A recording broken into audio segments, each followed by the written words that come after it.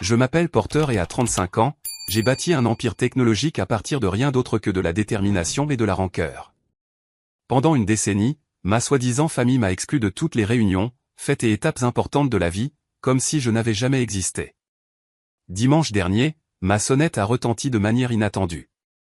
À travers ma caméra de sécurité, je les ai vus, mes parents, debout à mon portail, levant les yeux vers le manoir que leur fils rejeté avait construit.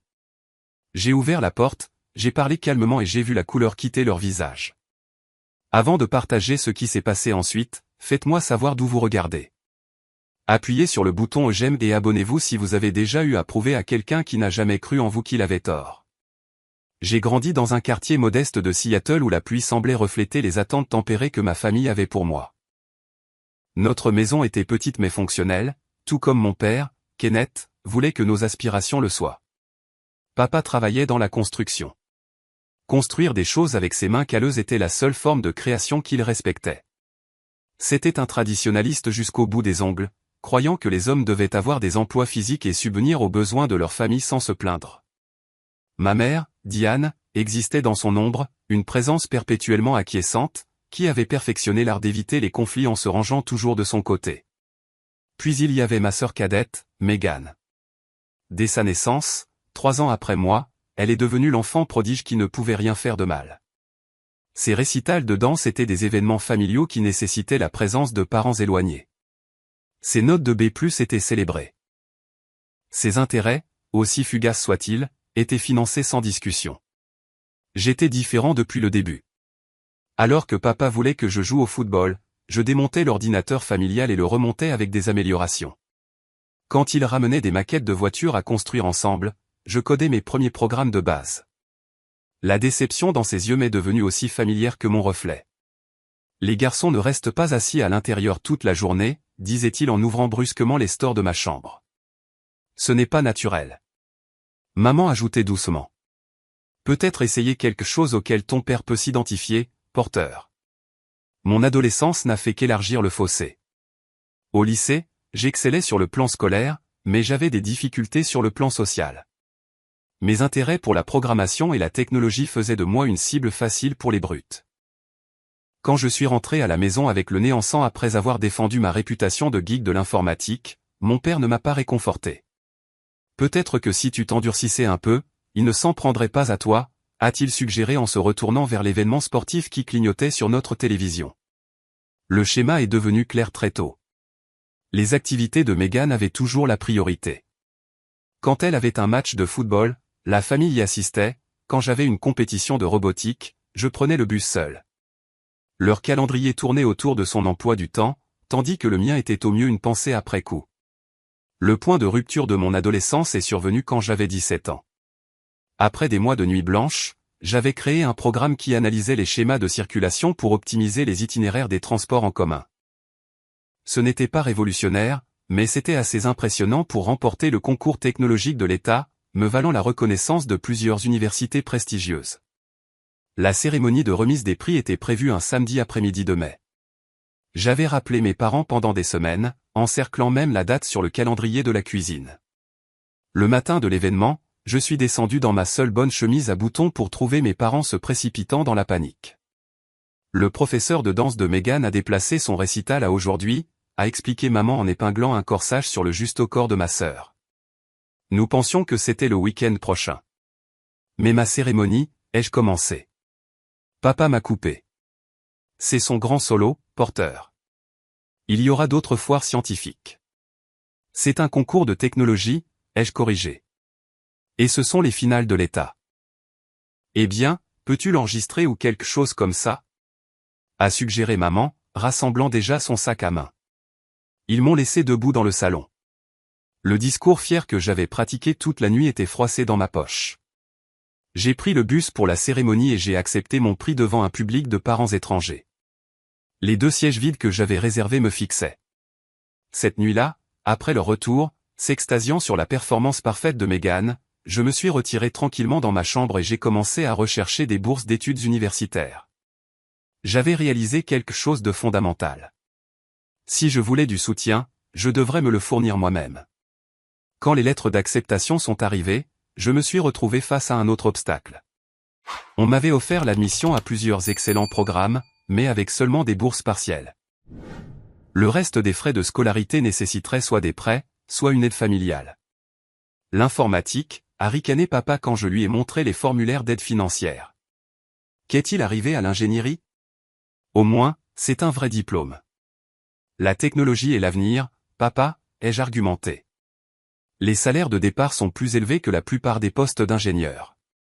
Alors, tu peux gagner tout cet argent tout de suite, hein? Alors pourquoi nous demandes-tu de l'aide? Sa logique était délibérément circulaire, conçue pour me piéger.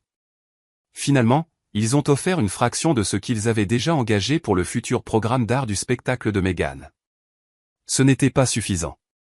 Plutôt que de m'endetter lourdement, j'ai pris la décision difficile de différer mon inscription et de prendre une année sabbatique pour gagner l'argent moi-même. Cette année s'est avérée plus précieuse que n'importe quelle salle de classe n'aurait pu l'être. En travaillant dans un magasin d'électronique, j'ai rencontré Raymond, un ingénieur logiciel à la retraite qui venait régulièrement parcourir les derniers gadgets. Il m'a remarqué en train de lire des livres de programmation pendant mes pauses et s'est intéressé à ma situation. L'éducation est importante, m'a dit Raymond un jour autour d'un café. Mais la vision et la motivation sont ce qui séparent les personnes qui réussissent de celles qui sont simplement éduquées. Raymond est devenu le mentor que j'avais toujours désiré, offrant des conseils, des relations et finalement un emploi à temps partiel dans son cabinet de conseil. Pour la première fois, quelqu'un investissait dans mon potentiel plutôt que de le rejeter. Ce goût de soutien était enivrant et rendait le retour à la maison chaque soir à l'indifférence de mes parents d'autant plus amer. À l'âge de 20 ans, j'avais économisé assez pour ma première année d'université, mais je reconsidérais mon chemin. Travailler avec Raymond m'avait donné une expérience pratique qui surpassait ce que de nombreux cours de première année d'informatique offraient. Plus important encore, j'avais commencé à développer ma propre application, une plateforme qui mettait en relation des travailleurs indépendants de la technologie avec des projets à court terme. Je louais une chambre dans la maison de Raymond, codant après les heures de travail tout en travaillant dans son cabinet pendant la journée. L'arrangement fonctionnait bien jusqu'à ce que l'annonce des fiançailles de Meghan ne plonge notre famille dans le chaos. À 22 ans, ma sœur avait trouvé son âme sœur, un directeur marketing nommé Trevor, qui portait des pochettes et venait d'une famille de vieille fortune. Mes parents étaient aux anges. Maman m'appelait tous les jours avec des mises à jour sur les options de lieu et les arrangements floraux. Papa, habituellement frugal à l'extrême, n'avait soudain plus de soucis budgétaires. On n'a qu'un seul mariage de filles, disait-il fièrement, comme si je n'étais pas aussi leur enfant. Le budget initial du mariage dont ils discutaient était de $60 000, de l'argent qu'ils avaient apparemment économisé pendant des années. J'ai essayé de ne pas penser à mes discussions sur les fonds d'études quand ils avaient prétendu avoir des difficultés financières. 2 mois après le début de la frénésie des préparatifs du mariage, le développement de mon application a atteint une étape critique. J'avais besoin de fonds de démarrage pour embaucher un designer et lancer une version bêta. Le montant était modeste, $15 000, et j'avais un plan d'affaires détaillé montrant les rendements potentiels. Avec les encouragements de Raymond, j'ai décidé d'approcher mes parents avec une opportunité d'investissement plutôt que de demander une aumône.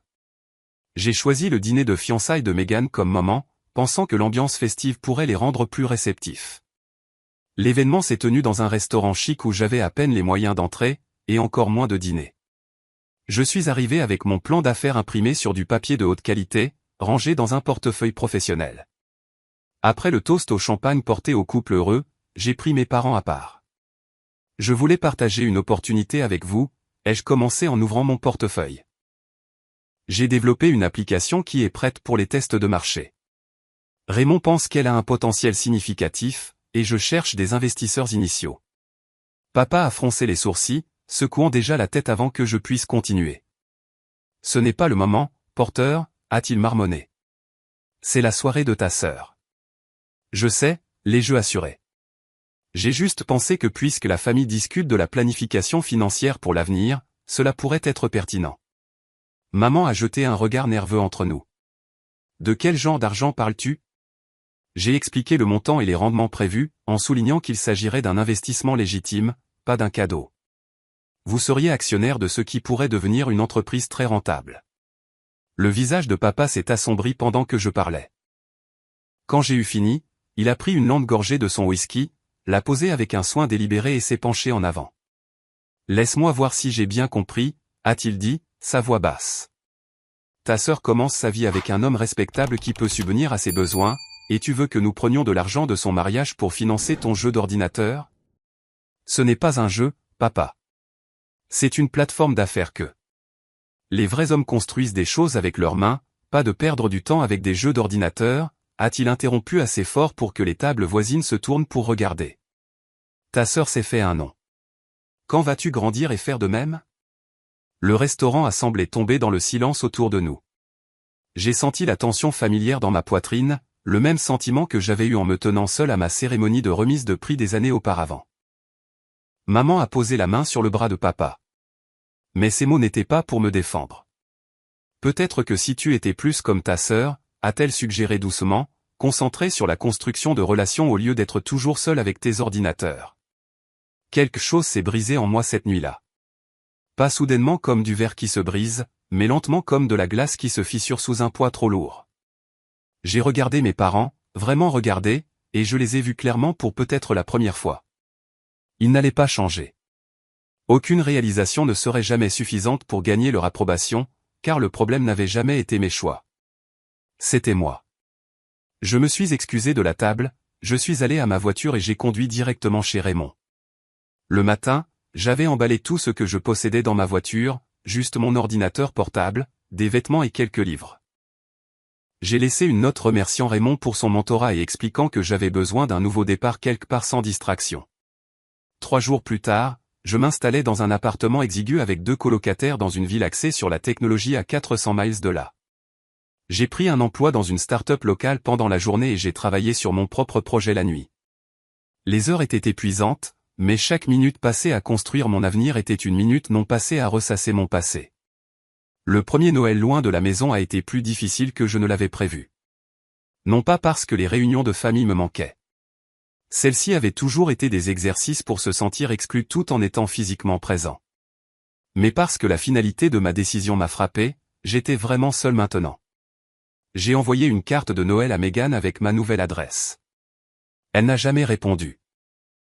En février, j'ai découvert via les réseaux sociaux que je n'avais pas été invité à son mariage. Des photos sont apparues montrant toute ma famille élargie, des cousins que je connaissais à peine. Des parents éloignés d'autres États, tous réunis pour célébrer. Tout le monde sauf moi. L'exclusion m'a piqué, mais c'est la nature désinvolte de celle-ci qui m'a vraiment blessé. Il n'y avait eu aucune confrontation, aucun reniement formel. J'avais simplement été effacé, mon absence ne méritant même pas d'être reconnue. J'ai fait une dernière tentative de réconciliation, en appelant chez mes parents pour leur anniversaire. Papa a répondu, sa voix immédiatement sur la défensive quand il m'a reconnu. « Que veux-tu, Porter ?» « Juste pour te souhaiter un joyeux anniversaire », ai-je répondu en essayant de garder un ton léger. « Comment allez-vous tous les deux ?»« Nous allons bien », a-t-il dit sèchement. « Avais-tu besoin de quelque chose ?» Le message ne pouvait pas être plus clair. J'étais une obligation, une interruption indésirable. Après quelques autres échanges guindés, j'ai mis fin à l'appel et j'ai pris une décision. Je mettrai toute mon énergie à construire mon propre succès. Si ma famille ne pouvait pas voir ma valeur, je créerais une vie si indéniable que leur rejet deviendrait leur perte, pas la mienne. Alors que le printemps se transformait en été, j'ai découvert via les réseaux sociaux de Megan que mes parents avaient organisé une réunion de famille dans leur chalet au bord du lac, le même chalet où j'avais passé les étés de mon enfance à pêcher avec mon grand-père. Il y avait des photos de barbecue, de promenades en bateau, de cousins jouant à des jeux. J'ai reconnu des visages que je n'avais pas vus depuis des années. Je n'avais même pas reçu un SMS à ce sujet. Ce fut la première exclusion de nombreuses. Année après année, je découvrais les réunions de famille après coup. Les dîners de Thanksgiving, les célébrations de Noël, les réunions d'été, les fêtes d'anniversaire de nièces et neveux que je n'avais jamais rencontrés. Chaque fois, le message était le même. La famille était complète sans moi. Les liens familiaux étant rompus, je me suis jeté dans le travail avec une intensité qui frisait l'autodestruction. Mes colocataires me voyaient rarement. J'étais soit à mon travail de jour, soit penché sur mon ordinateur portable au café ouvert 24h24 en bas de la rue. Le sommeil est devenu un luxe que je ne pouvais pas me permettre, et les repas étaient tout ce que je pouvais consommer en codant. 6 mois après le début de cette routine, j'ai rencontré Jason lors d'un meet-up tech local. C'était un développeur front-end avec une formation en expérience utilisateur, exactement le type de compétences dont mon projet avait besoin. Après avoir entendu mon pitch, il est resté après minuit à discuter des possibilités. Ton concept est solide, a-t-il dit en esquissant des idées d'interface sur une serviette en papier. Mais le flux utilisateur a besoin de travail. Les gens veulent de la connexion sans complexité. Jason est devenu plus qu'un collaborateur. C'était le premier vrai ami que je me suis fait depuis que j'ai quitté la maison. Contrairement à ma famille, il voyait de la valeur dans mes idées et me poussait à les affiner plutôt qu'à les abandonner. Nous nous complétions parfaitement, mon expertise en back-end avec sa brillance en front-end. Nous avons appelé notre application Bridgework parce qu'elle comblait le fossé entre les freelances de la tech et les entreprises ayant besoin de talents à court terme. Le concept n'était pas révolutionnaire, mais notre approche était différente. Nous nous sommes concentrés sur des micro-projets à rotation rapide qui pouvaient être achevés en quelques heures ou jours, pas en semaines ou en mois. Convaincre les investisseurs s'est avéré plus difficile que prévu. L'économie des petits boulots est saturée, disait-il, ou les plateformes de freelance sont une course vers le bas. Nous avons entendu « non » 37 fois avant de recevoir notre premier « peut-être ». Pendant ce temps, je m'épuisais au travail. Mon travail de jour couvrait le loyer et les dépenses de base, mais laissait peu pour les coûts de développement. J'ai pris des quarts de travail le week-end dans un magasin d'électronique local, ironiquement similaire à l'endroit où j'avais rencontré Raymond, juste pour me permettre l'espace serveur et les licences logicielles dont nous avions besoin. Jason était tout aussi engagé, dormant sur mon canapé pendant 3 mois lorsque son bail a expiré et que les appartements dans notre gamme de prix étaient rares. Nous vivions de ramen et de détermination, codant souvent jusqu'à l'aube avant de nous rendre à nos emplois respectifs. Notre première vraie percée est survenue 9 mois plus tard, lorsque Bridgework a remporté un concours régional de start-up avec un prix de $5000. Ce n'était pas suffisant pour quitter nos emplois, mais cela a validé notre concept et a ouvert des portes à des opportunités de réseautage dont nous avions désespérément besoin. Un incubateur technologique nous a offert un espace de travail à prix réduit et un mentorat en échange d'une petite participation au capital. Nous avons accepté immédiatement, reconnaissant de la légitimité que l'association nous apportait. Avec une véritable adresse de bureau et des cartes de visite, nous ressemblions enfin à une entreprise respectable, même si notre compte en banque suggérait le contraire. Tout au long de cette période de croissance, l'exclusion de ma famille a continué à jeter une ombre sur mes réalisations. Chaque étape semblait incomplète sans quelqu'un avec qui la partager. Jason célébrait chaque victoire avec enthousiasme, mais ce n'était pas la même chose que d'avoir une famille qui vous a connu toute votre vie exprimer sa fierté de votre parcours. Un soir, alors que je procrastinais sur un morceau de code particulièrement difficile, j'ai commis l'erreur de consulter la page Facebook de Megan. Là, affiché en bonne place, se trouvait un album photo intitulé « Week-end au chalet familial au bord du lac ». Les eurodatages montraient que cela s'était produit quelques jours plus tôt. J'ai fait défiler des images de mes parents, l'air plus âgés mais toujours reconnaissables, jouant avec 2 petits-enfants. Les enfants de Megan, ma nièce et mon neveu que je n'avais jamais rencontrés. Il y avait des cousins, des tantes, des oncles, tous réunis autour d'un feu de camp. Tout le monde avait l'air heureux, complet. Personne ne semblait me manquer. Les photos ont déclenché une dépression qui a duré des semaines. Je me suis renfermé, même de Jason, travaillant mécaniquement mais sans passion. Finalement, il m'a confronté. « Tu es un zombie depuis presque un mois », a-t-il dit en me barrant le chemin de la porte un soir. Que se passe-t-il ? Je n'avais pas beaucoup parlé de ma situation familiale à Jason. Il était plus facile de dire que nous n'étions pas proches que d'expliquer que j'étais systématiquement effacé. Mais ce soir-là, épuisé et émotionnellement à vif, je lui ai tout raconté. Les affronts de l'enfance, la compétition avec Megan, le rejet final, l'exclusion continue des événements familiaux. Au lieu d'offrir des platitudes sur le temps qui guérit toutes les blessures, Jason a écouté. Quand j'ai eu fini, il n'a pas dit que ma famille reviendrait ou que je devrais essayer de me réconcilier. Au lieu de cela, il a dit quelque chose qui a complètement changé ma perspective. Ils t'ont montré qui ils sont et ce qu'ils valorisent, a-t-il dit simplement. Maintenant, c'est à toi de décider ce que tu valorises et qui tu veux être. Les mots de Jason m'ont incité à commencer une thérapie, ce que j'avais résisté pendant des années. Le docteur Mitchell était spécialisé dans les traumatismes familiaux, et nos séances hebdomadaires sont devenues des points d'ancrage dans mon emploi du temps autrement chaotique. Elle m'a aidé à voir que mes tendances de bourreau de travail n'étaient pas seulement une question de construction d'une entreprise prospère. C'étaient des tentatives de prouver ma valeur à des gens qui avaient déjà décidé de ne pas l'avoir. Le succès ne guérira pas ces blessures, m'a-t-elle dit. Seule la reconnaissance de celle-ci et la construction de liens sains le feront. Peu à peu, j'ai commencé à construire ce que les thérapeutes appellent une famille choisie, des relations basées sur le respect mutuel et l'attention sincère plutôt que sur l'obligation biologique. Jason en était la pierre angulaire. Mais bientôt, notre cercle s'est élargi pour inclure d'autres fondateurs de start-up, des mentors de l'incubateur, et finalement un petit groupe d'amis qui se réunissaient pour des dîners mensuels où il était interdit de parler de travail. Alors que ma vie personnelle se stabilisait, Bridgework a pris de l'ampleur.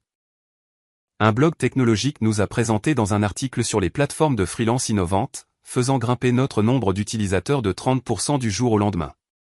Nous avons obtenu notre premier investissement significatif, assez pour embaucher 3 employés et enfin nous verser des salaires modestes. Le jour où nous avons pu quitter nos emplois de jour a été comme une remise de diplôme, l'indépendance et la justification réunies en une seule. Nous avons célébré en passant de notre espace d'incubateur à un véritable bureau. Rien d'extraordinaire, mais entièrement à nous. Le panneau sur la porte indiquant « Bridgework Technology » était peut-être la plus belle chose que j'ai jamais vue. La même semaine, j'ai appris via les réseaux sociaux d'un cousin que mon père avait pris sa retraite de la construction avec une fête à laquelle toute la famille élargie avait assisté. L'exclusion ne m'a plus surpris, mais elle faisait encore mal, une douleur sourde plutôt que la douleur aiguë qu'elle avait été autrefois. Le contraste entre mon succès professionnel croissant et le rejet familial continue à créer une dissonance cognitive que j'ai eu du mal à concilier. Comment pouvais-je être digne d'un investissement en capital risque, de la confiance des employés et de la reconnaissance de l'industrie, mais toujours pas digne d'une place à la table de ma famille? Le docteur Mitchell a suggéré un changement de perspective. Leur rejet n'est pas la preuve de votre manque de valeur. C'est la preuve de leur capacité limitée à valoriser ce qui est différent de leurs attentes. Ce recadrage a aidé, mais le vide persistait pendant les vacances et les étapes importantes de la vie. Quand Bridgework a atteint son premier million d'utilisateurs, il n'y avait personne de mon passé à appeler qui comprendrait ce que ce voyage m'avait coûté. Pourtant, le succès a continué à s'appuyer sur le succès.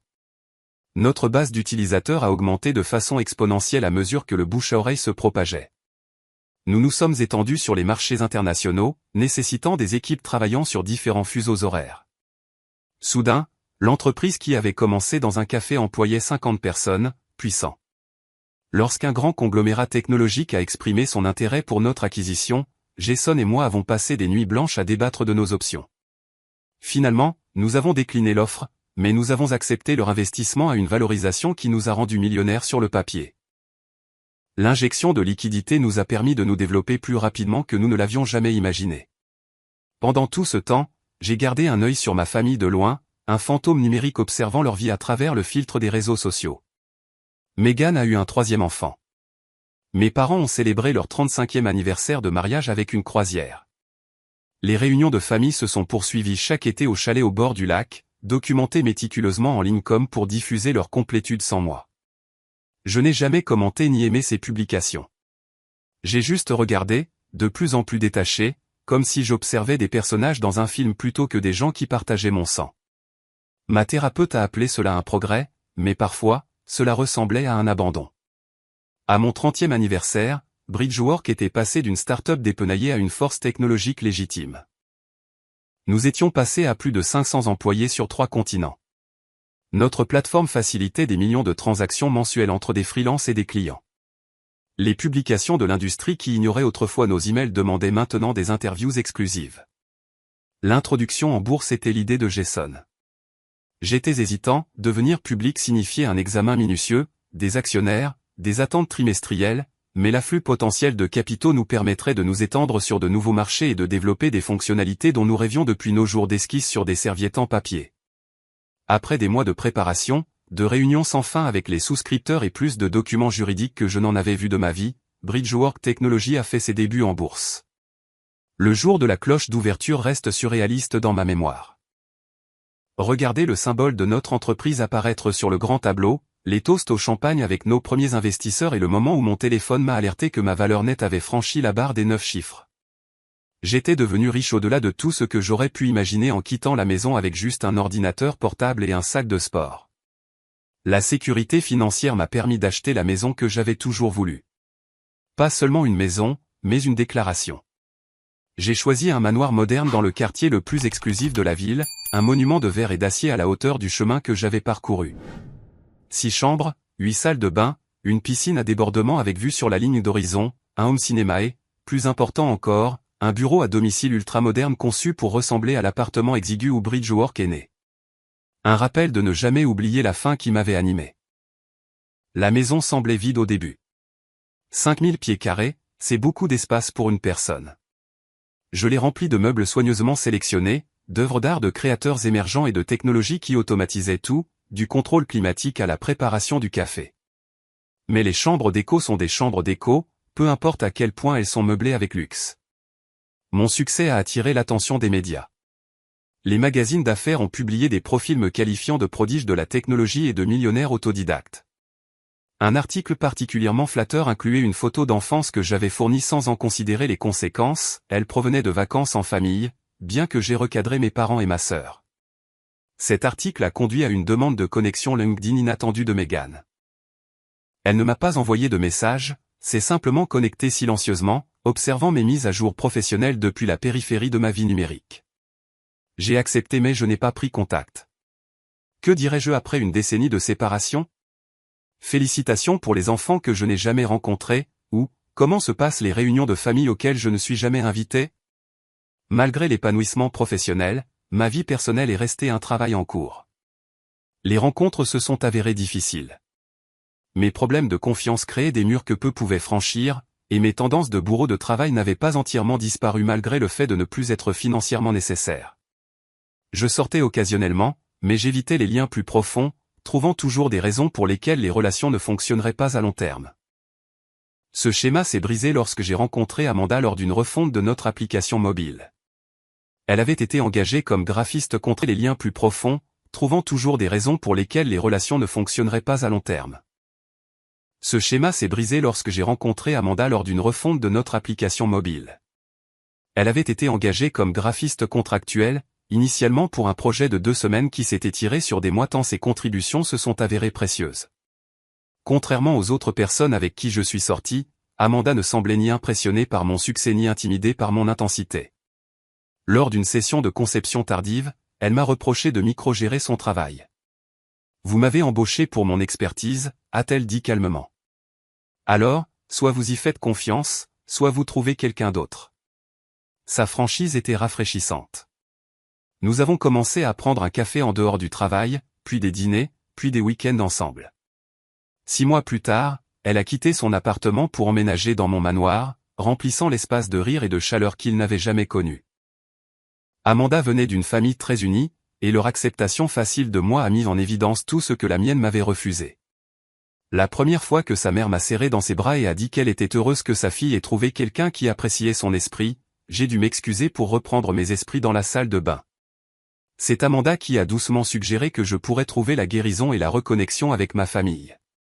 Pas pour eux, a-t-elle précisé, mais pour toi. La clôture ne signifie pas toujours la réconciliation. J'ai résisté à l'idée pendant des mois, mais elle a planté une graine.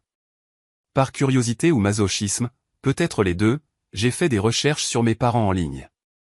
Papa avait pris sa retraite de la construction comme prévu. Maman apparaissait occasionnellement dans des photos de journaux communautaires pour ses activités de club de jardinage. Ils vivaient toujours dans la même maison, bien que les registres de propriété aient montré qu'une deuxième hypothèque avait été contractée 3 ans plus tôt.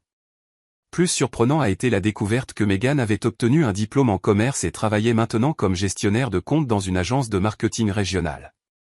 Ses réseaux sociaux montraient des photos de familles heureuses, mais aussi des indices de tension financière, des références à des vacances à petit budget et à des petits boulots de vente d'artisanat personnalisés en ligne.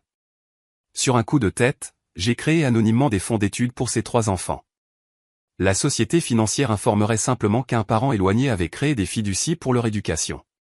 Je n'attendais ni gratitude ni contact.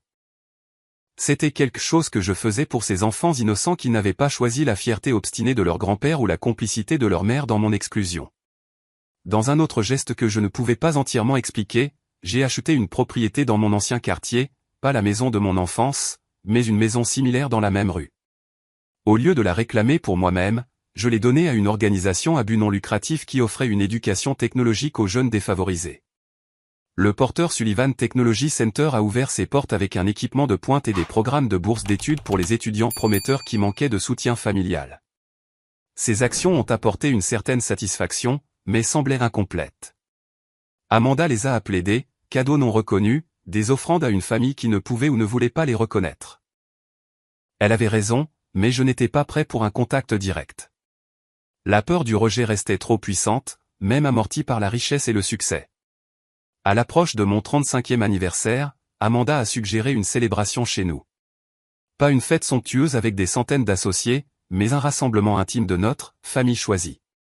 Jason et sa femme, ma thérapeute, le docteur Mitchell et son mari, des collègues devenus des amis, des voisins dont nous nous étions rapprochés, des gens qui connaissaient à la fois mon succès et mes luttes, et qui m'appréciaient pour les deux.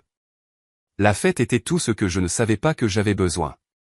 De la bonne nourriture, des conversations significatives, pas de prétention ni d'agenda de réseautage. Alors que la soirée se transformait en nuit, Amanda m'a pris à part sur le balcon surplombant les lumières de la ville. J'attendais le bon moment, a-t-elle dit en prenant mes mains dans les siennes. Et te regarder aujourd'hui, entouré de gens qui te voient vraiment, me semble juste. Elle s'est mise à genoux et a ouvert une petite boîte contenant une alliance en platine. Porter Sullivan, veux-tu m'épouser? L'inversion des rôles m'a fait rire à travers des larmes soudaines.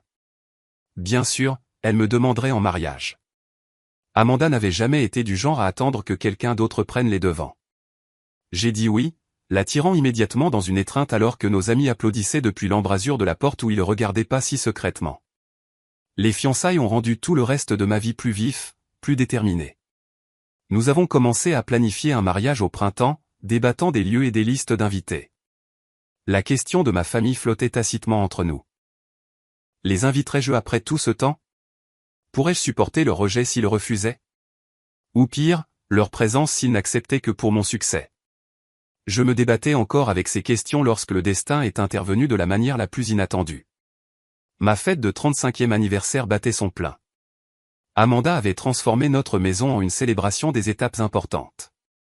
Des photos du parcours de Bridgework, des souvenirs de nos voyages ensemble, même une reconstitution de la table du café où Jason et moi avions esquissé pour la première fois notre plan d'affaires sur des serviettes en papier. Nos amis les plus proches se mêlaient dans la grande salle, des cocktails à la main, tandis qu'un quatuor de jazz jouait dans un coin. Amanda s'était surpassée dans la planification, s'assurant que chaque détail reflétait notre parcours commun. Elle était de l'autre côté de la pièce, en pleine conversation avec le docteur Mitchell, me jetant occasionnellement un coup d'œil avec un sourire qui me faisait encore battre le cœur après près de 2 ans ensemble. Jason a levé son verre pour porter un toast. À Porter, l'ami le plus têtu, brillant et loyal que j'ai jamais eu. Ton anniversaire est vraiment une célébration pour nous tous, car sans toi, aucun de nous ne serait là où il est aujourd'hui. Les verres se sont entrechoqués, des acclamations ont éclaté, et j'ai ressenti une vague de gratitude pour ces personnes qui avaient choisi de faire partie de ma vie. Alors que la fête continuait, je suis sorti sur le balcon un instant, seul avec le ciel nocturne et mes pensées. De ce point de vue, je pouvais voir toute la ligne d'horizon de la ville, un panorama qui me semblait parfois encore surréaliste. Ma contemplation a été interrompue par une toux discrète de Marcus, notre majordome. « Monsieur, il y a un problème à la grille. » Marcus m'a tendu sa tablette affichant le flux de sécurité. J'ai failli la laisser tomber quand j'ai reconnu les 2 silhouettes qui se tenaient à mon entrée, mes parents. Mon père, Kenneth, avait l'air plus petit que dans mon souvenir, sa silhouette autrefois imposante légèrement voûtée. Les cheveux de ma mère, Diane, étaient devenus complètement gris. Ils étaient habillés de manière formelle, comme pour un service religieux. Comment ont-ils trouvé cette adresse, ai-je demandé, bien que la question soit largement rhétorique. L'achat de ma maison avait été présenté dans des magazines d'architecture, et mon succès m'avait rendu facile à localiser pour quiconque essayait vraiment. Ils ont dit qu'ils étaient vos parents, monsieur. Ils demandent à entrer pour vous surprendre pour votre anniversaire. Le ton neutre de Marcus ne pouvait dissimuler sa connaissance de ma situation familiale. Il était avec nous depuis assez longtemps pour savoir que je ne recevais jamais d'appel ou de visite personnelle de la part de ma famille. Amanda est apparue à mon coude, ayant remarqué mon absence prolongée. En voyant le flux de sécurité, elle a doucement serré mon bras. « Que veux-tu faire » a-t-elle demandé. Une décennie d'émotions m'a traversé. Colère, curiosité, justification, anxiété. Je vais m'en occuper, ai-je finalement dit. Garde tout le monde à l'intérieur en train de s'amuser. Amanda a hésité. Tu es sûr de ne pas vouloir que je sois avec toi? Je dois le faire seul, ai-je répondu en lui embrassant la joue. Mais merci.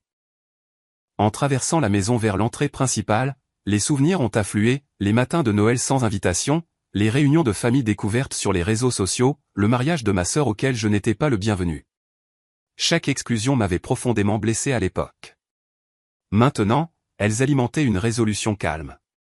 J'ai demandé à Marcus de les laisser franchir la grille, mais pas plus loin que la porte d'entrée. Puis je me suis tenu dans mon entrée, regardant à travers le moniteur de sécurité leur modeste berline naviguer dans mon allée incurvée. Ils ont fait une pause avant de sortir de la voiture, apparemment intimidés par l'échelle de la maison. Mon père a ajusté sa cravate. Ma mère a vérifié ses cheveux dans le rétroviseur. La sonnette a retenti avec un son qui semblait soudain trop joyeux pour le moment. J'ai pris une profonde inspiration, j'ai redressé mes épaules et j'ai ouvert la porte. Pendant un long moment, nous nous sommes simplement regardés. 10 ans nous avaient tous changé. Les cheveux de mon père avaient encore reculé, et de profondes rides encadraient sa bouche. Ma mère avait l'air plus fragile que dans mon souvenir, ses mouvements autrefois rapides maintenant délibérés et prudents. Je me suis demandé comment je leur apparaissais, réussi, certainement, mais j'espère aussi plus fort, plus confiant que le fils qu'ils avaient rejeté. Porter, a finalement respiré ma mère en s'avançant comme pour m'embrasser. J'ai subtilement changé de position, maintenant la distance. Elle a enregistré le rejet et a légèrement reculé. « Quelle maison tu as ici ?» a dit mon père, ses yeux passant devant moi pour admirer les sols en marbre, les plafonds hauts et les œuvres d'art visibles depuis l'entrée. Nous l'avons vu dans ce magazine. Je n'arrivais pas à croire que notre garçon avait si bien réussi. Notre garçon ? La possessivité désinvolte après une décennie de silence a fait s'installer quelque chose de froid dans mon estomac. « Que faites-vous ici ?» ai-je demandé, ma voix plus calme que je ne le sentais. « C'est ton anniversaire », a dit ma mère, comme si cela expliquait tout. Nous avons pensé qu'il était temps de renouer. La famille, c'est la famille, après tout. Vraiment, ai-je répondu. Je n'ai pas fait partie de la famille depuis 10 ans. Pas d'appel pour mon anniversaire, pas d'invitation aux réunions, pas même un message quand mon entreprise est entrée en bourse. Mon père s'est éclairci la gorge, mal à l'aise. Nous voulions te contacter. C'est juste que ça n'a jamais semblé être le bon moment. Tu étais occupé à construire ta carrière et nous ne voulions pas interférer. L'audace de cette révision de l'histoire m'aurait fait rire si elle n'avait pas été si douloureuse. C'est votre explication pour une décennie de silence ? Vous étiez attentionné à mon emploi du temps. La maison est encore plus impressionnante de près, est intervenue ma mère, essayant clairement de changer de sujet. Tu as dû très bien réussir avec ton entreprise d'informatique. Elle a buté sur le mot « entreprise », comme si même maintenant, elle ne pouvait pas tout à fait légitimer ce que j'avais construit. Je me suis légèrement écarté, leur permettant une meilleure vue de l'entrée, du lustre qui coûtait plus cher que leur maison, de l'escalier sur mesure qui avait été présenté dans des magazines d'architecture, de l'aperçu de la fête qui se poursuivait dans la grande salle au-delà. Oui, ai-je simplement dit, j'ai très bien réussi avec mon entreprise d'informatique. Celle que vous avez refusé d'aider à démarrer. Celle que papa a appelée une perte de temps. L'expression de mon père s'est durcie. Maintenant, il n'y a pas besoin de remuer le passé. Nous sommes ici pour célébrer ton succès, pas pour ressasser de vieilles disputes. De vieilles disputes, ai-je répété, sentant le calme que j'avais maintenu commencer à se fissurer. C'est comme ça que vous appelez le fait de m'exclure de chaque événement familial pendant une décennie ? De ne pas m'inviter au mariage de Meghan ? D'organiser des réunions de famille sans jamais contacter votre fils ? Les yeux de ma mère se sont remplis de larmes que je ne pouvais pas dire si elles étaient sincères ou stratégiques. Nous t'avons toujours aimé, Porter. Nous ne comprenions tout simplement pas tes choix. Non, les jeux corrigés. Vous n'avez pas respecté mes choix. Il y a une différence. Un silence inconfortable s'est installé entre nous. Du fond de la maison, des rires et de la musique me rappelaient que ma vraie célébration avec des gens qui se souciaient vraiment de moi se poursuivait sans interruption. Alors, a finalement dit mon père, son ton changeant pour quelque chose que je reconnaissais de mon enfance. La voix qu'il utilisait pour approcher les voisins pour des faveurs. Nous espérions pouvoir te parler de quelque chose d'important. D'homme à homme. Et voilà, le véritable but de leur visite inattendue. Pas la réconciliation, pas un intérêt sincère pour ma vie, mais quelque chose dont ils avaient besoin. Que voulez-vous, ai-je demandé directement. Mon père a semblé surpris par ma franchise, mais s'est rapidement repris. Eh bien, comme tu le sais peut-être, j'ai pris ma retraite maintenant. Le secteur de la construction n'est plus ce qu'il était. Les pensions ne s'étirent pas aussi loin de nos jours. Vous êtes ici pour de l'argent, ai-je déclaré. Pas une question, mais une confirmation. Nous sommes ici parce que nous sommes ta famille, est intervenue ma mère. Et oui, nous pourrions avoir besoin d'aide pour la retraite. J'ai toujours cru en toi, Porter. Je savais que tu ferais quelque chose de toi avec ces ordinateurs. L'histoire révisionniste était stupéfiante. Je l'ai regardée, me demandant si elle s'était convaincue que c'était vrai, ou si elle pensait simplement que j'avais oublié la réalité de mon enfance. Vraiment, ai-je demandé doucement. Parce que je me souviens que tu me disais que je devais être plus comme Megan. Je me souviens que tu restais silencieuse pendant que papa rejetait mes rêves. Je me souviens que tu as choisi son récital de danse plutôt que ma cérémonie de remise de prix. Mon père a commencé à parler mais a été interrompu par la sonnerie de mon téléphone. J'ai jeté un coup d'œil à l'écran. C'était Megan. La coïncidence était trop parfaite pour être un hasard. Excusez-moi, ai-je dit en répondant à l'appel et en le mettant sur haut-parleur. Megan ? Porter, Dieu merci, tu as décroché. La voix de ma sœur semblait différente, plus profonde, plus mature que dans mon souvenir. Maman et papa sont là. Ils viennent d'arriver, ai-je confirmé. Une sacrée surprise. Je suis vraiment désolé, a-t-elle dit immédiatement. J'ai trouvé papa en train de chercher l'itinéraire pour ta maison sur l'ordinateur de maman. Quand je leur ai demandé ce qu'ils faisaient, ils ont avoué qu'ils allaient te rendre visite pour ton anniversaire. Mes parents ont échangé des regards alarmés. Megan, que se passe-t-il, ai-je demandé. Un lourd soupir est venu du haut-parleur. Ils ont des difficultés financières depuis des années. L'épargne retraite de papa a été durement touchée par le krach boursier et ils ont contracté une deuxième hypothèque pour payer des choses qu'ils ne pouvaient pas se permettre. Ils demandent des prêts à des membres de la famille depuis des mois. Quand ils ont vu cet article de magazine sur ta maison. Tu n'avais aucun droit d'interférer. A sèchement répondu mon père au téléphone. C'est entre Porter et nous. Non, papa, a répondu fermement Megan. Vous essayez de l'exploiter après l'avoir traité terriblement pendant des années. C'est mal et je ne serai plus complice. La révélation flottait dans l'air entre nous. Ma sœur, l'enfant prodige qui avait bénéficié de mon exclusion, essayait maintenant de me protéger de la manipulation de mes parents. Porter, a poursuivi Megan, je te dois aussi des excuses. J'ai laissé cette dynamique toxique se poursuivre parce que c'était plus facile que de leur tenir tête. J'ai voulu te contacter pendant des années, mais je ne savais pas comment faire après tout ce temps. Le visage de mon père était devenu rouge vif. Alors c'est comme ça que vous nous remerciez pour tout ce que nous avons sacrifié pour vous, les enfants. Votre frère devient riche et n'aide pas sa famille, et vous nous trahissez en le prévenant. C'est exactement le problème, ai-je dit, trouvant de la clarté dans le chaos du moment. Vous voyez mon succès comme quelque chose que vous avez le droit de partager sans avoir soutenu le parcours. Vous voyez la loyauté de Megan envers la vérité comme une trahison plutôt que comme de l'intégrité. Ma mère a commencé à pleurer pour de bon maintenant. Nous t'avons toujours aimé, Porter. Nous voulions juste ce qu'il y a de mieux pour toi. Non, les jeux corrigeaient doucement. Vous vouliez ce qui était le plus confortable pour vous. Il y a aussi une différence là. J'ai reporté mon attention sur le téléphone. Megan, merci d'avoir appelé. Nous devrions parler davantage, mais une autre fois. J'aimerais beaucoup, a-t-elle répondu, l'air soulagé. Joyeux anniversaire, Porter. Après avoir mis fin à l'appel, j'ai fait face à mes parents avec un nouveau sentiment de paix. La confrontation que j'avais crainte pendant des années se produisait, et je tenais bon sans m'effondrer. Je vais être très clair, ai-je dit.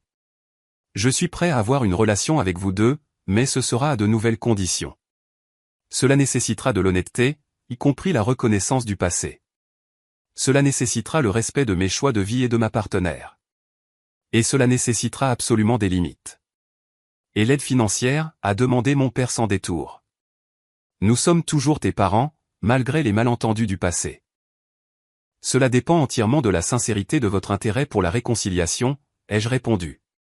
Je ne serai pas un distributeur automatique de billets pour des gens qui n'ont pas pris la peine de m'appeler pour mon anniversaire pendant une décennie. Mais j'aiderai des membres de ma famille qui veulent vraiment faire partie de ma vie, de toute ma vie, pas seulement de mon portefeuille. La couleur a quitté leur visage alors qu'ils réalisaient que la transaction qu'ils avaient envisagée ne serait pas si simple. L'expression de mon père s'est durcie en quelque chose de familier, le regard de fierté blessé qui avait caractérisé tant de nos interactions. Alors, tu vas nous faire la leçon avec ton succès, a-t-il contesté. Nous faire mendier ce qui devrait être librement donné à la famille. Non, ai-je dit calmement. J'établis que les relations exigent de la réciprocité, quelque chose que vous ne m'avez jamais appris, mais que j'ai appris quand même. Ma mère a tendu la main vers mon bras. Porter, s'il te plaît. Nous avons fait des erreurs, mais nous sommes toujours tes parents. Oui, vous l'êtes, ai-je reconnu. Et je suis prêt à explorer ce que cela signifie maintenant en tant qu'adulte, mais pas ce soir. Ce soir, c'est ma fête d'anniversaire avec des gens qui ont été là pour moi pendant les années où vous avez choisi de ne pas l'être. J'ai fait un geste vers l'allée où leur voiture attendait. Marcus vous raccompagnera.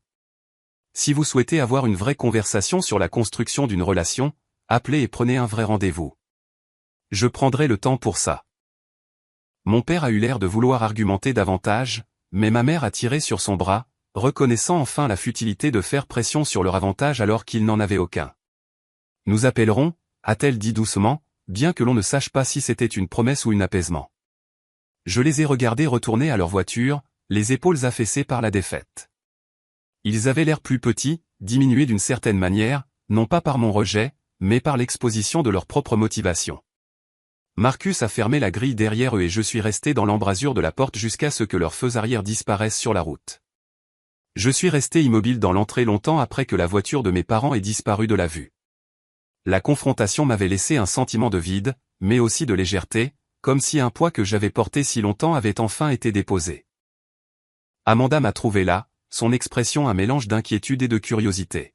« Ça va ?» a-t-elle demandé en passant son bras dans le mien.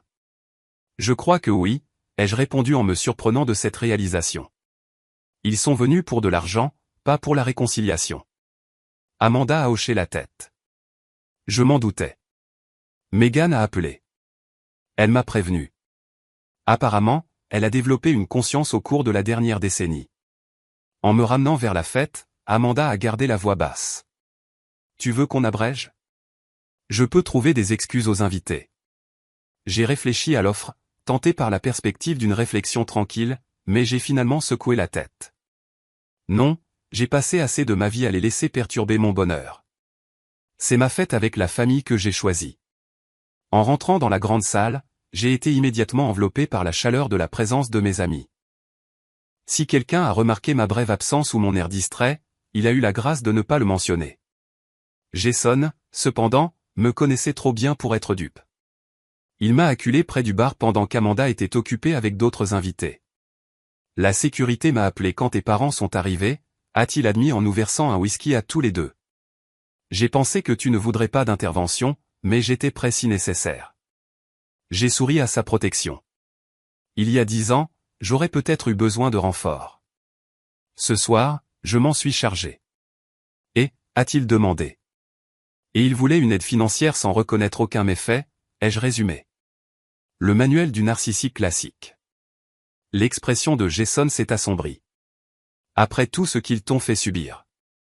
La partie surprenante, c'est que Megan a appelé pour me prévenir, ai-je interrompu. Elle s'est excusée pour son rôle dans la dynamique familiale. Les gens peuvent grandir, a concédé Jason. Bien que je croirai à sa sincérité quand je verrai une action cohérente. Nous avons été interrompus par la sonnerie de mon téléphone. Megan à nouveau. M'excusant, je suis allé dans mon bureau pour prendre l'appel. 2 fois en une nuit, ai-je répondu. C'est plus de communication que nous n'en avons eu en une décennie. Ils sont furieux, a dit Megan sans préambule. Sa voix était tendue par le stress. Papa me traite de traître. Maman pleure sur des enfants ingrats. C'est comme s'ils avaient complètement réécrit l'histoire dans leur esprit. C'est leur spécialité, ai-je répondu. Ça va? Un rire amer est venu de la ligne. Ne devrais-je pas te demander ça? C'est toi qu'ils ont pris en embuscade le jour de ton anniversaire. J'ai eu des années de thérapie pour me préparer à ce moment, ai-je dit, à moitié en plaisantant. Tu as été dans la cocotte minute tout ce temps. La ligne est restée silencieuse un moment. Avant que Meghan ne reprenne la parole, sa voix plus petite. J'aurais dû te contacter il y a des années. Après le mariage de Meghan, après la première réunion de famille à laquelle tu n'as pas été invité. Je savais que c'était mal, mais c'était plus facile de les suivre. Pourquoi as-tu appelé pour me prévenir ce soir, ai-je demandé, sincèrement curieux de savoir ce qui avait finalement motivé son intervention. Les voir comploter pour t'exploiter a été mon point de rupture, a-t-elle admis. Mais aussi, mon aîné a commencé à poser des questions sur son oncle. L'oncle qu'il n'a jamais rencontré, mais dont l'entreprise fabrique les applications que ses amis utilisent. Cela m'a fait réaliser à quel point j'ai laissé leur toxicité façonner la vie de mes enfants aussi. La mention de mes nièces et neveux a suscité quelque chose d'inattendu. Un désir de lien que je ne m'étais pas autorisé à vouloir. Quel âge ont-ils maintenant ? 8, 6 et 4 ans, a répondu Meghan. Ce sont des enfants extraordinaires, porteurs. Intelligents, curieux. L'aîné est obsédé par les ordinateurs. En fait, il tient de son oncle. Un neveu qui partageait mes intérêts. L'ironie ne m'a pas échappé. J'aimerais les rencontrer un jour. J'aimerais beaucoup ça aussi, a-t-elle dit. Et je pouvais entendre l'espoir sincère dans sa voix. Peut-être pourrions-nous nous rencontrer quelque part de neutre, juste nous deux, sans les parents. Commencer petit et voir où ça mène. Le rameau d'olivier a été tendu sans attente, contrairement à l'approche conditionnelle de mes parents. Je serais ouvert à ça, ai-je convenu avec prudence. Il y a autre chose que tu devrais savoir, a poursuivi Meghan. Quelqu'un a anonymement créé des fonds d'études pour mes enfants l'année dernière. Le moment coïncidait avec l'introduction en bourse de ton entreprise. Je suis resté silencieux, ne confirmant ni ne niant. Si c'était toi, a-t-elle dit doucement, merci non seulement pour l'argent, mais aussi pour avoir pensé à eux-mêmes quand tu avais toutes les raisons de rayer toute notre famille de ta vie. Ils sont innocents dans tout ça, ai-je répondu, reconnaissant implicitement le cadeau. Aucun enfant ne devrait voir son potentiel limité par les circonstances ou la dynamique familiale. Nous avons convenu de nous rencontrer le mois suivant dans un lieu neutre, un restaurant familial à mi-chemin entre nos maisons. Après avoir mis fin à l'appel, j'ai rejoint ma fête d'anniversaire avec des émotions mitigées. La confrontation avec mes parents s'était déroulée en grande partie comme prévu, mais le changement de cœur apparent de Meghan était quelque chose auquel je ne m'étais pas préparé. La fête s'est poursuivie jusque tard dans la nuit, se terminant avec des amis proches s'attardant autour de digestifs dans la bibliothèque, les conversations s'écoulant facilement entre des sujets personnels et professionnels. Ces personnes, ma famille choisie, avaient été là pendant mes moments les plus sombres et mes plus grands triomphes. Leur présence était un témoignage de liens construits sur le respect mutuel plutôt que sur des liens de sang obligatoires. Après le départ des derniers invités, et que nous nous soyons préparés pour le lit, Amanda a posé la question que j'attendais. Penses-tu que tes parents vont vraiment appeler pour prendre ce rendez-vous ? J'ai réfléchi attentivement à la question. Non, leur fierté ne leur permettra pas d'approcher à des conditions qu'ils ne contrôlent pas. Mais Meghan pourrait être différente. Il y a un potentiel de guérison là. Je pense. Amanda a hoché la tête pensivement. La réconciliation ne consiste pas toujours à ramener tout le monde dans votre vie. Parfois, il s'agit de faire la paix avec la réalité de qui sont les gens et de choisir en conséquence. La sagesse de son observation m'a profondément frappé. Pendant des années, j'avais considéré ma situation familiale comme binaire, soit une rupture complète, soit une réconciliation totale. La confrontation avait révélé une troisième voie, des relations sélectives et limitées basées sur le respect mutuel plutôt que sur l'obligation. Le lendemain matin a apporté la confirmation de ma prédiction. Au lieu d'appeler pour organiser une conversation en bonne et due forme, mon père a envoyé un SMS qui réussissait à être à la fois culpabilisant et dédaigneux. Désolé si notre surprise t'a contrarié. J'essayais juste de renouer avec notre fils. Je suppose que le succès change les gens. J'ai montré le message à Amanda sans commentaire. Elle l'a lu et m'a rendu le téléphone avec un sourire triste. Certaines personnes préfèrent avoir raison plutôt qu'être heureuses. Je n'ai pas répondu au SMS. Au lieu de cela, je me suis concentré sur la connexion potentielle avec Meghan et ses enfants. 2 jours plus tard, elle a envoyé des photos de mes nièces et neveux ainsi que de brèves descriptions de leur personnalité et de leurs intérêts. J'ai répondu avec de véritables questions sur leur vie, commençant un pont timide à travers le gouffre des années perdues. Notre rencontre prévue approchait avec un mélange d'anticipation et d'anxiété. Je me suis retrouvé à me demander à quel point je devais partager la réalité de notre dynamique familiale avec des enfants si jeunes. Amanda, toujours perspicace, a abordé mes préoccupations de front. Les enfants comprennent plus que les adultes ne leur en donnent le crédit, a-t-elle dit alors que nous nous préparions pour le dîner. Ils n'ont pas besoin de tous les détails pour saisir l'essence des relations compliquées. Le restaurant que Megan avait choisi était une pizzeria avec une salle d'arcade attenante, assez décontractée pour que les enfants soient à l'aise mais assez publique pour décourager les scènes dramatiques. Je suis arrivé tôt, obtenant une banquette d'angle qui offrait une certaine intimité tandis qu'Amanda attendait à la maison, nous laissant de l'espace pour cette première réunion. Revoir Megan en personne après tant d'années a été déconcertant. L'enfant prodige de ma mémoire avait été remplacé par une femme avec des rides de stress autour des yeux et un air prudent. Ses enfants se sont regroupés autour d'elle, 2 filles avec ses cheveux blonds et un garçon qui, étonnamment, avait la même expression sérieuse que je reconnaissais de mes propres photos d'enfance. La gêne initiale s'est rapidement dissipée alors que la curiosité naturelle des enfants a surmonté l'attention des adultes. Mon neveu aîné, en apprenant que je créais des applications, m'a bombardé de questions techniques qui révélaient une véritable aptitude pour la technologie. Mes nièces étaient tout aussi engageantes. La plus jeune grimpant dans la banquette à côté de moi sans hésitation, me montrant son jeu préféré sur le téléphone de sa mère. Alors que les enfants jouaient à proximité dans la section arcade, visible à travers la cloison vitrée, Megan et moi avons une autre première conversation honnête depuis plus d'une décennie. J'étais complice de leur traitement envers toi, a-t-elle admis en remuant distraitement sa boisson. J'ai bénéficié d'être la favorite, et il était plus facile d'accepter ce rôle que de le remettre en question. Nous étions tous les deux des enfants dans un système malsain, ai-je répondu. La différence, c'est que tu as dû y rester alors que je me suis échappé. Megan a jeté un coup d'œil à ses enfants, un mélange d'amour et d'inquiétude traversant ses traits. J'essaie de briser le cycle avec eux, en m'assurant qu'ils sachent que leur valeur n'est pas conditionnelle à la satisfaction des attentes ou à l'adaptation à un moule. C'est tout ce que nous pouvons faire. Reconnaître les schémas et choisir des chemins différents, ai-je dit, réalisant à quel point la thérapie avait façonné ma perspective. À la fin du dîner, un accord tacite s'était formé entre nous. Notre relation serait reconstruite lentement, à ses propres conditions, séparée de l'influence de nos parents. Les enfants m'avaient instantanément adopté comme leur oncle tech, extrayant des promesses de cours de codage et de recommandations d'applications. En nous séparant sur le parking, Megan a hésité avant de parler. Ils ne changeront pas, tu sais, maman et papa. Ils sont incapables de voir comment leurs actions t'ont affecté. Je sais, ai-je reconnu. J'ai fait la paix avec cette réalité. Mes attentes sont alignées sur qui ils sont réellement, pas sur qui j'aimerais qu'ils soient. Elle a hoché la tête, comprenant exactement ce que je voulais dire parce qu'elle avait parcouru le même chemin. Même heure le mois prochain, a-t-elle suggéré.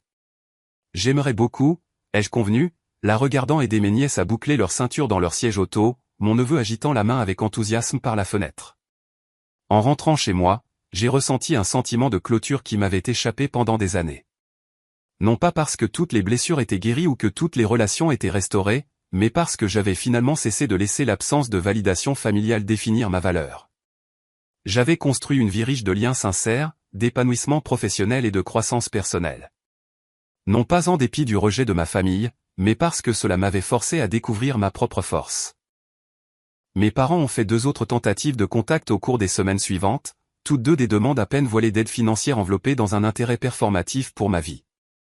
J'ai répondu avec des limites polies mais fermes, offrant des conversations de renforcement des relations mais rien de plus jusqu'à ce que cette fondation soit établie. Ils ont finalement cessé de me contacter, ne voulant pas s'engager à des conditions qu'ils ne pouvaient pas contrôler. La confrontation d'anniversaire est devenue un tournant plutôt qu'un point final.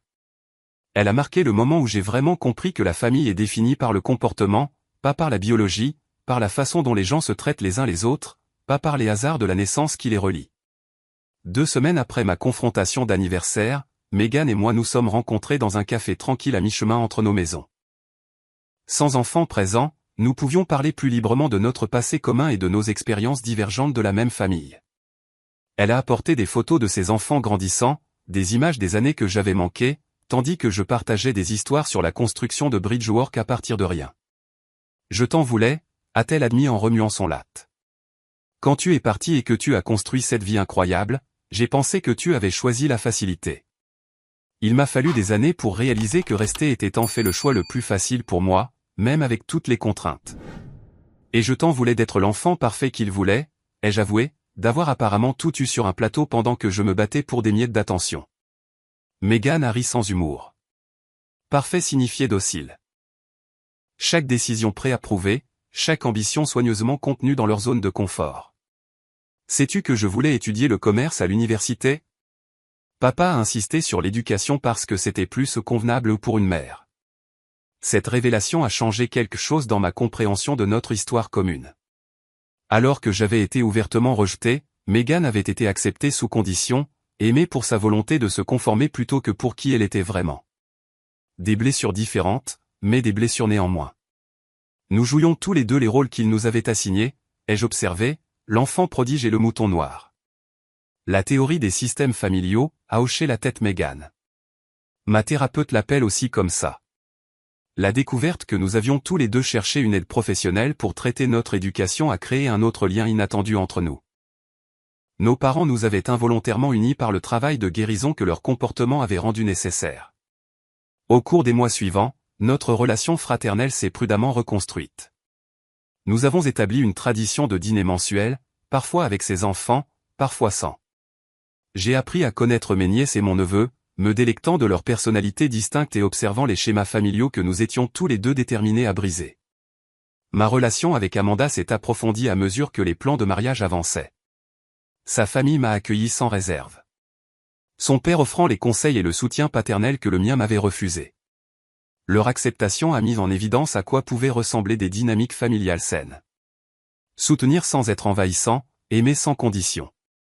La question de savoir s'il fallait inviter mes parents à notre mariage a provoqué de longues discussions. Amanda, toujours pragmatique, a offert sa perspective. Invite-les aux mêmes conditions que celles que tu as établies pour toute relation, avec des limites claires et des attentes réalistes. Après mûre réflexion, j'ai envoyé des invitations formelles à mes parents et à la famille de Meghan. La note qui accompagnait celle de mes parents était directe. Ils étaient les bienvenus en tant qu'invités qui respectaient notre célébration, pas en tant que parties intéressées cherchant une aide financière ou tentant de réécrire notre histoire. Leur réponse est arrivée 2 semaines plus tard, une carte de réponse laconique avec 2 cases, refus, coché. Pas de note, pas d'explication. Meghan a confirmé ce que je soupçonnais. Leur fierté ne pouvait accepter d'assister à des conditions qu'ils ne dictaient pas étonnamment, leur refus a apporté un soulagement plutôt qu'une déception. Le jour de notre mariage serait exempt de tension ou de réconciliation performative. Ce serait une célébration sincère, entourée de personnes qui avaient mérité leur place dans nos vies. Les mois précédant notre mariage ont apporté un autre développement inattendu. Le Porter Sullivan Technology Center, le bâtiment que j'avais donné dans mon ancien quartier, était florissant, offrant une éducation au codage aux jeunes défavorisés. Le directeur du programme m'a contacté pour étendre leur programme afin d'inclure le développement commercial pour les startups technologiques. Cette conversation a déclenché une vision plus large. Pourquoi ne pas créer une fondation spécialement conçue pour soutenir les jeunes entrepreneurs technologiques issus de milieux difficiles? Des gens dont les familles, comme la mienne, ne pouvaient ou ne voulaient pas fournir le soutien initial nécessaire pour lancer leurs idées. La fondation Bridgework a été lancée 6 mois après cette conversation initiale, avec pour mission de fournir non seulement un financement, mais aussi un mentorat, des ressources de développement commercial et un soutien émotionnel aux innovateurs prometteurs issus de milieux difficiles. Chaque bénéficiaire a reçu un soutien financier, des conseils professionnels et un accès à une communauté de créateurs partageant les mêmes idées. Le travail de la fondation est devenu de plus en plus significatif pour moi, une façon de transformer mes propres expériences douloureuses en opportunités pour les autres. Chaque jeune que nous avons soutenu représentait une version de moi-même à 20 ans, pleine de potentiel mais manquant de soutien structurel. À l'approche de notre mariage, Meghan a posé une question délicate lors d'un de nos dîners. Que dirais-tu de passer les vacances ensemble cette année? Juste nous, ma famille et la tienne, sans les parents. La perspective de créer de nouvelles traditions familiales, basées sur le choix plutôt que sur l'obligation, m'a profondément séduit. Notre premier Thanksgiving en tant que famille reconstruite a été initialement gênant, mais finalement réparateur. Amanda a préparé le repas chez nous, tandis que les enfants de Meghan ont exploré le manoir avec un enthousiasme débridé. Mon neveu Owen, maintenant âgé de 9 ans, a passé des heures dans mon bureau à domicile, fasciné par la configuration multi-écran et posant des questions pertinentes sur la programmation. Il me rappelle toi, a observé Megan en le regardant depuis l'embrasure de la porte. La même intensité, la même curiosité. Je m'assure qu'il sache que ce sont des forces, pas des problèmes à corriger. Noël a suivi, notre premier en tant que couple marié et mon premier depuis de nombreuses années qui semblait vraiment festif plutôt qu'un rappel d'exclusion. Nous avons échangé des cadeaux attentionnés, joué à des jeux ridicules et commencé à construire des traditions qui se perpétueraient. L'absence de mes parents était perceptible, mais plus douloureuse. C'était simplement la réalité que nous avions acceptée. La nouvelle année a apporté des nouvelles inattendues. Mes parents avaient accepté de participer à une thérapie familiale avec Megan. Bien qu'ils restent peu disposés à reconnaître leur traitement envers moi, ils ont reconnu qu'ils pourraient perdre l'accès à leurs petits-enfants s'ils continuaient leur schéma rigide. Ce n'était pas la prise de conscience dramatique que j'aurais pu espérer autrefois, mais cela représentait une petite fissure dans leur forteresse de déni. N'attends pas de miracle, m'a prévenu Megan lors de notre dîner mensuel. Il participe, mais à contre-cœur. Papa pense toujours que la thérapie, c'est pour les faibles. Je n'ai plus besoin de leur participation à ma guérison, les jeux assurés. Ce navire a quitté le port il y a des années, mais je suis content qu'ils essaient pour ton bien et celui des enfants. 1 an après la confrontation à ma porte, Amanda et moi avons reçu une nouvelle qui a changé notre vie, elle était enceinte. La perspective de la paternité a déclenché à la fois de la joie et une profonde réflexion. Quel genre de parent serais-je, ayant eu des modèles si imparfaits? Comment m'assurerais-je que mon enfant se sente inconditionnellement apprécié? Le docteur Mitchell, toujours ma thérapeute après toutes ces années, a offert une perspective lors d'une session axée sur ses préoccupations. Le fait que vous vous posiez ces questions vous place déjà à des kilomètres en avance, m'a-t-elle assuré. La conscience des schémas est la première étape pour les briser. Alors que la grossesse d'Amanda progressait, je me suis senti de plus en plus attiré par le travail de notre fondation. Chaque jeune entrepreneur que nous avons soutenu représentait une version de moi-même à 20 ans, pleine de potentiel mais manquant de soutien structurel. Le mentorat de ces innovateurs est devenu une forme de guérison que je n'avais pas anticipée, me permettant de fournir les conseils dont j'avais autrefois désespérément besoin. Lors d'un événement de la Fondation présentant notre dernière cohorte de start-up soutenues, je me suis retrouvé en retrait, regardant ces jeunes créateurs présenter leur vision avec passion et conviction. Certains avaient fui des foyers abusifs. D'autres avaient des parents qui ne pouvaient tout simplement pas comprendre leurs ambitions numériques. Tous avaient trouvé dans notre communauté la validation et le soutien pratique que leur famille ne pouvait pas fournir. Une jeune femme nommée Talia s'est approchée de moi après sa présentation, un concept brillant pour une plateforme d'éducation au codage axée sur l'accessibilité. Votre histoire a changé ma vie, a-t-elle dit simplement. Savoir que quelqu'un d'autre avait construit quelque chose de significatif malgré le rejet familial m'a fait croire que je le pouvais aussi. Ces mots ont cristallisé quelque chose que je réalisais lentement depuis 1 an. La douleur qui m'avait autrefois défini s'était transformée en but. Le rejet qui m'avait autrefois semblé ma plus grande blessure était devenu la pierre angulaire de ma plus grande contribution. Ce soir-là, en rentrant chez Amanda, je me suis retrouvé à réfléchir au parcours de cet appartement exigu avec des colocataires à la vie que je menais maintenant. Le succès n'avait pas guéri mes blessures familiales comme je l'avais naïvement espéré. L'argent et la reconnaissance n'avaient pas magiquement transformé mes parents en les figures de soutien que j'avais désirées enfant. Au lieu de cela, le parcours m'avait transformé. Il m'avait appris que la famille se construit par un amour et un respect constant, pas simplement déclarés par un lien biologique. Il m'avait montré que l'absence de certaines relations crée un espace pour d'autres qui, autrement, n'auraient jamais pu se former. Plus important encore, il m'avait prouvé que la validation ne peut vraiment venir que de l'intérieur. Le succès extérieur ne signifie rien sans la paix intérieure. En arrivant dans notre allée, j'ai vu Amanda qui attendait à la porte, sa main reposant sur son ventre arrondi. À côté d'elle se tenaient Jason et sa femme, Megan et ses enfants, la famille que j'avais choisie et qui m'avait choisi, des gens qui voyaient ma valeur, non pas comme conditionnelle à la réussite ou à la conformité, mais comme intrinsèque à qui je suis. La confrontation à ma porte n'avait pas été l'affrontement final que j'avais parfois imaginé pendant ces années d'exclusion. C'était plutôt une révélation silencieuse que certains ponts ne peuvent et ne doivent pas être reconstruits, tandis que d'autres, des liens inattendus formés par une compréhension partagée et une attention sincère, deviennent les véritables passages vers l'appartenance. En repensant à la décennie d'exclusion familiale, je ne ressens plus la piqûre aiguë du rejet qui définissait autrefois ma relation avec ces souvenirs. Au lieu de cela, je reconnais cette période comme le catalyseur qui m'a finalement conduit à construire non seulement une entreprise prospère ou une belle maison, mais une vie riche de liens authentiques. La vraie richesse, ai-je appris, ne se mesure pas à la superficie de votre maison ou au chiffre de votre compte en banque. Elle se calcule à la force des liens que vous forgez, à l'intégrité de vos choix et à votre capacité à transformer la douleur en but.